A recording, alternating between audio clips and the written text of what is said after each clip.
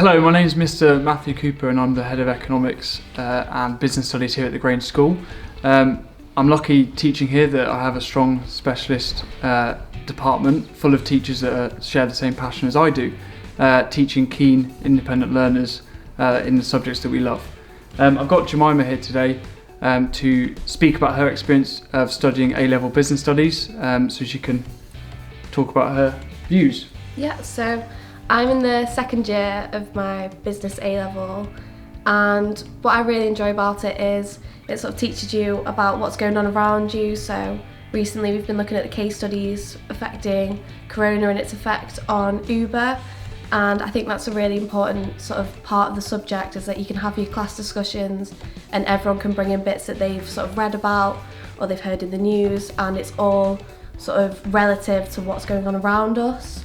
And I think that's sort of what has inspired me to take it at university. So I'm looking at doing a course in international business and marketing at Leeds.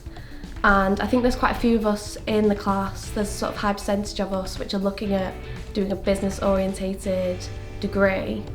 And the teachers have been really helpful at helping us look at degrees and finding a course which is sort of suitable for us and our skill set. And then we show them our personal statements, and it's sort of collaborative, and they really help us find a course which is good for us. So that's really useful. Thanks, Jemima. As Jemima points out, that the both subjects that we have in our department are very theoretical in terms of knowledge, but actually quite practical, that we can use real world examples and sort of bring real life case studies to the classroom. And that's one thing that we find in our department, that students really buy into the subjects, they get really passionate about it, and they're even sometimes the ones that bring in their own case studies and say, oh, have you seen this in the news, sir, and what happens here, and what's this about? And it's that contextual sort of link that they make to theory that they study that makes it so interesting and engaging. As well, in our department we have a very strong sort of access to academic literature like The Economist and the Economic Journal, as well as academic journals themselves. We have lots of good technology platforms that we use, and EdTech examples like Firefly or Seneca that we use in our department as well. With the EdTech platforms, especially with Seneca, over the summer term we were able to use that predominantly to sort of see where our strengths were, and then with each topic we could revisit the questions until we were really happy that we sort of had the knowledge before moving on to the sort of longer questions, which we would then do for homeworks and stuff like that. Yeah. And it really helps that all these sort of technologies that we use support students' learning and really sort of prepares them for further education and actually the job market that they're about to enter.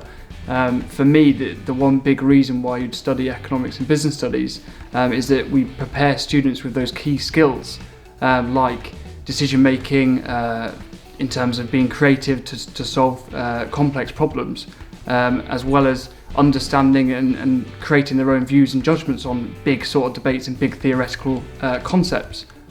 Do you have one big point? I think the main reason is just because, like, as opposed to other subjects, you really know what you're going into and you can learn more. Like, there's always more to learn about and you can see it happening sort of in front of you.